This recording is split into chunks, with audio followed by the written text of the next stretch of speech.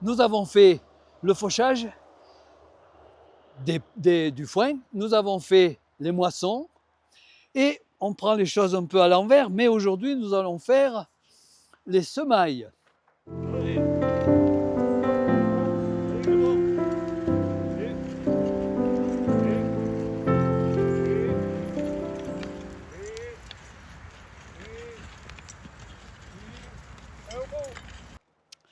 Les semailles, en patois, c'est ableya.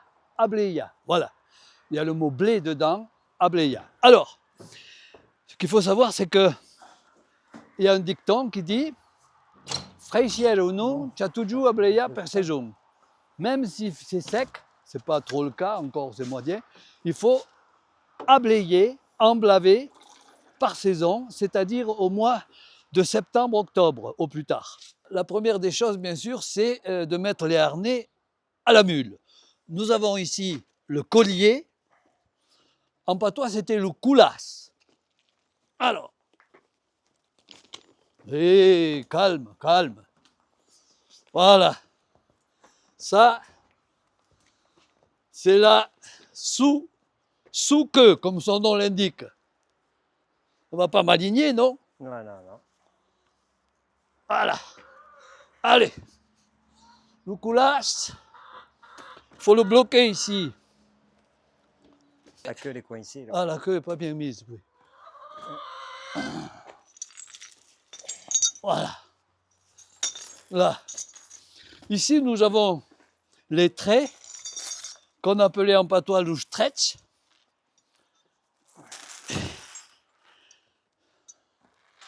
Moi, je mets l'anneau, moi.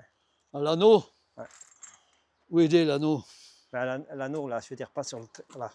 Ça doit être des traits de l'armée. Ah oui, oui. Ah, voilà. C'est fait pour pas qu'il se démonte.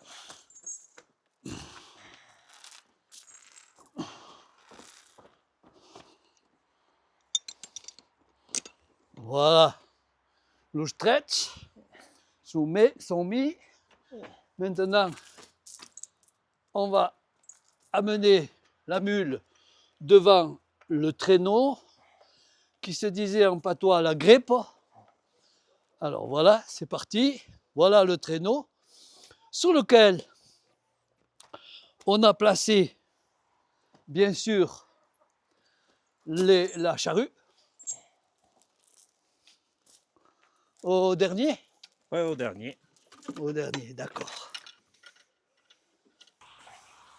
Oh, oh, oh, oh.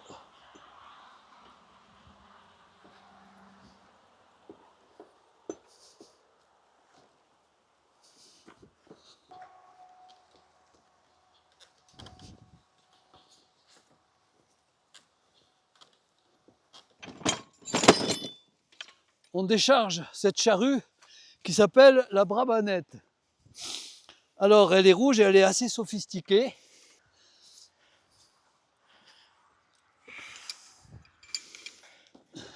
Oh, oh là.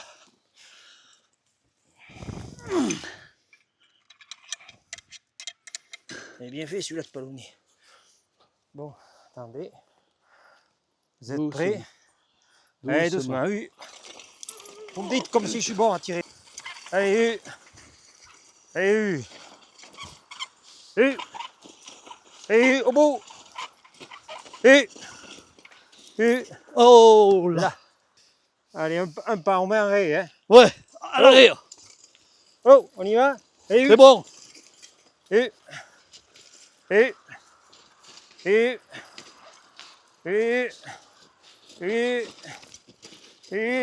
au bout. Oh, Là. Et un pas. Là, on y va, et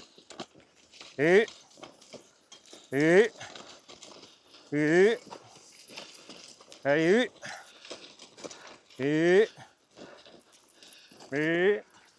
il n'était plus à l'arrière. allez, allez, allez, et au bout. Et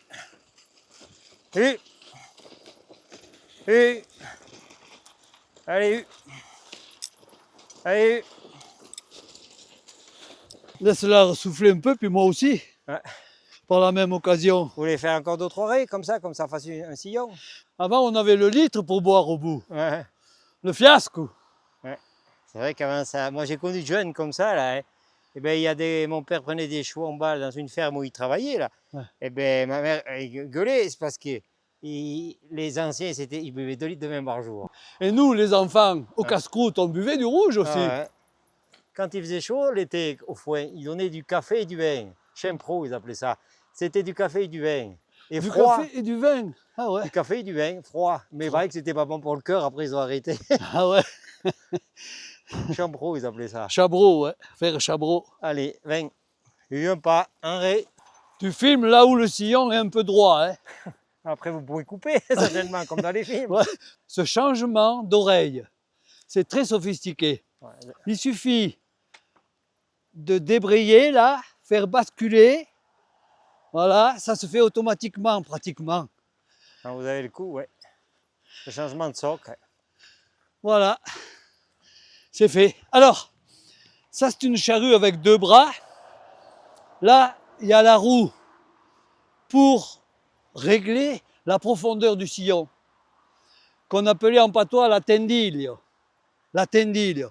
Ça c'est le palonnier et les traits, etc. Et Voilà. il y a le couteau aussi.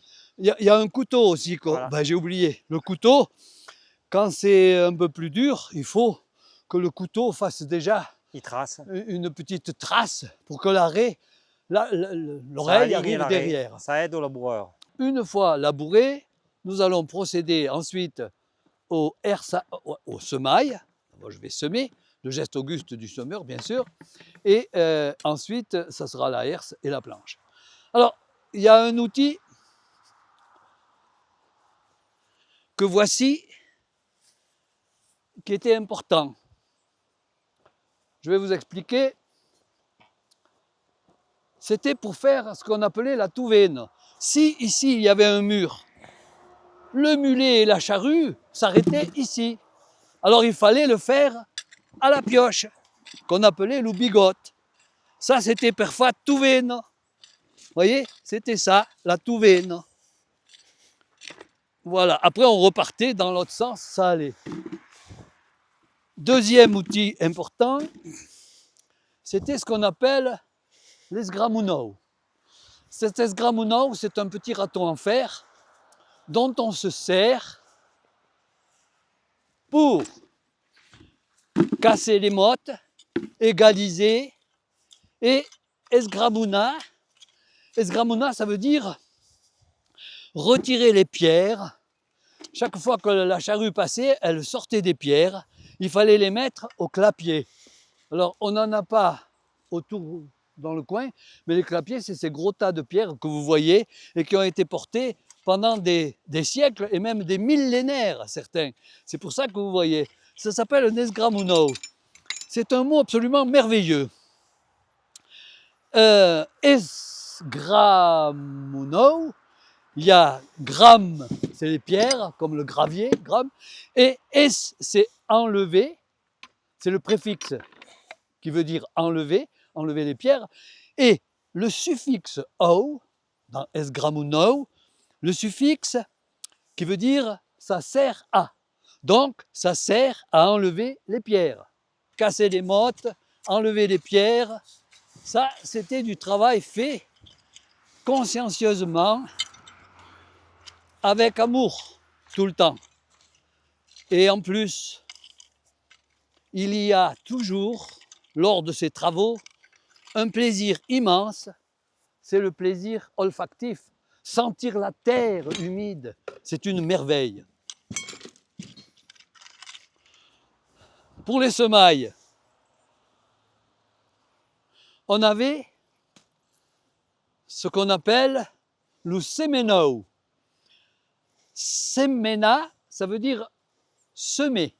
Le semeno, ce genre de panier en bois, étanche bien sûr, enfin pour les grains, et il servait uniquement au semail. Le geste auguste du semeur, le voici. On le faisait en 2 temps pour respecter le sillon.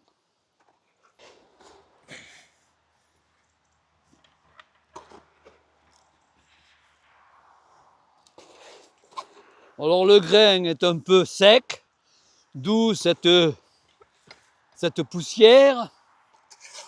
N'oublions pas que c'est le grain qui a été moissonné il n'y a pas longtemps et qu'on a réservé pour les semailles.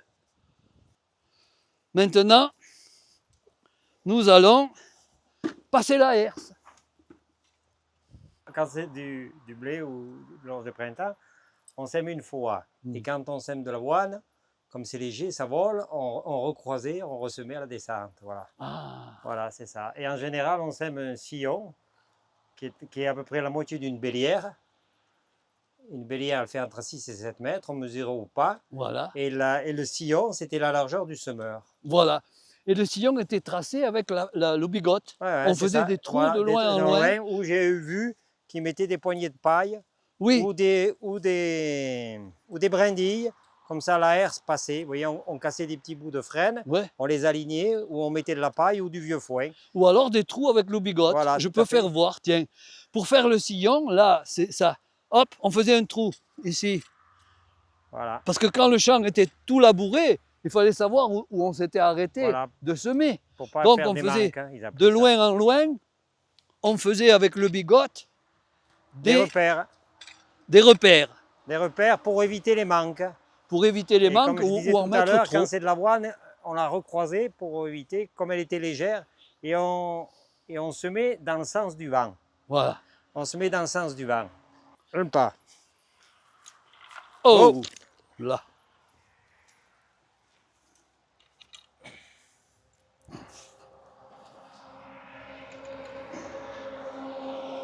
Ben vas-y.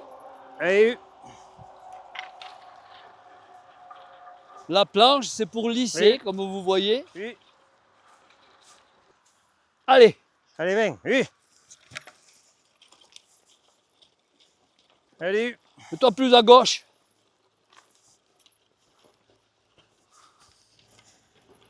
Allez. Là, oh. Oui.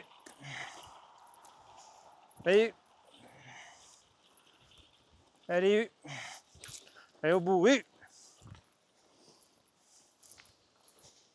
Lorsque le grain était prêt, voilà, prêt à être utilisé, il fallait ne pas attendre trop longtemps pour pouvoir le porter soit à bas, soit avec les traîneaux, soit avec la charrette plus tard, jusqu'au moulin.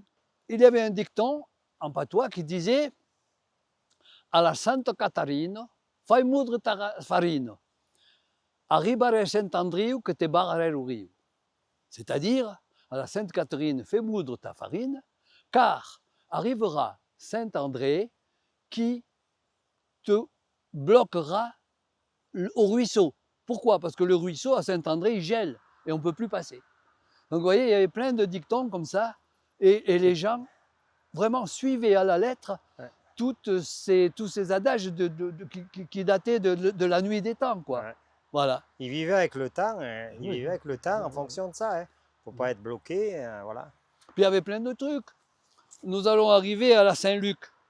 À la Saint-Luc, la neige sur Dux. La Saint-Luc, la neige est sur les sommets, là-haut. Mais à la Toussaint, la neige sur Champs, à la Toussaint, la neige sur les champs. C'est très beau parce que c'était des vers. Saint-Luc, la neige sur Dux, Toussaint, la neige sur Champs. C'est de la poésie. C'est de la poésie pure et simple. On retourne à la maison. Bon, on a eu fait plus, maintenant bon, on rentre en vieilli, mais bon, j'ai toujours eu, j'ai été un petit peu marqué du doigt dans les années 80, même au lycée, vous voyez, de travailler un peu la terre. Maintenant, ensuite, peut-être à la vache folle ou à différentes, ils ont repris conscience au changement climatique, que de faire un peu, on va dire, moi je ne dis pas le mot bio ou autre, je respecte tout le monde, on va dire traditionnel, surtout en montagne, qu'il y a un intérêt, et puis je le vois, il y en a beaucoup qui me félicitent de faire ce travail-là, voilà. Nous, pour les premiers. C'est, voilà, j'ai toujours aimé la nature, vous voyez. Bon, on n'arrive plus à en vivre, hein. Même déjà du temps de mes grands-parents, il fallait déjà notre travail. Mais bon, on a toujours fait, comme on disait, après la journée, vous voyez, Mhm. de faire pour manger bon, et puis on aime la terre, le bois, et puis voilà, c'est aussi un problème de respect, vous voyez. Tout à fait. On se sent bien, vous voyez. Et Marc était employé SNCF. Donc, il faisait le travail après les heures de sa carrière SNCF. Voilà, et j'avais choisi un poste en 2-8, c'est-à-dire matinée ou soirée, pour pouvoir faire les travaux. Voilà, donc c'était une vie que j'ai un peu choisie, et puis que j'ai pas de regrets du tout. Ouais.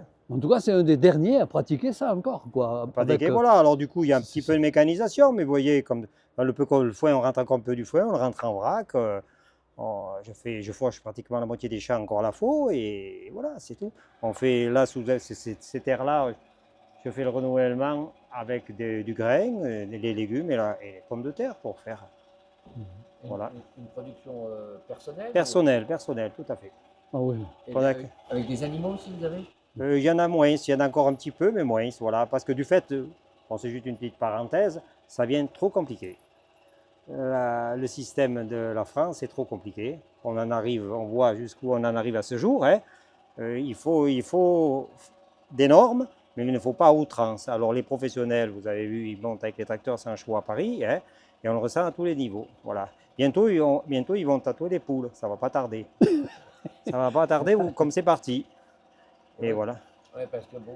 Voilà, je veux dire, moi je dis au niveau sanitaire, c'est tout à fait normal qu'il y ait des contrôles, je veux dire, mais là c'est à outrance, d'après ce qu'on entend même maintenant, des fois, quand ils sèment les professionnels, vous voyez, ceux du grand monde agricole, quand ils sèment, il faut demander l'autorisation à Bruxelles si c'est le moment ou pas. Le bon sens paysan, il n'existe plus. Alors bon, moi je regarde toujours ça d'un œil, si vous voulez, mais je veux dire, à tous les niveaux, c'est un peu dommage qu'on ne nous laisse pas mettre de notre terre, hein, voilà, tout en respectant les personnes, j'entends bien, hein, mais je veux dire, il y a trop de contrôle, trop nous dire il ne faut pas faire ci, il ne faut pas faire ça, voilà. Bon, c'est pour ça que moi j'ai toujours fait à l'échelle de la famille, si vous voulez, puis maintenir mes terres. C'est pour ça que j'ai jamais envisagé d'aller plus loin, parce que ce système ne me convient pas. Hein.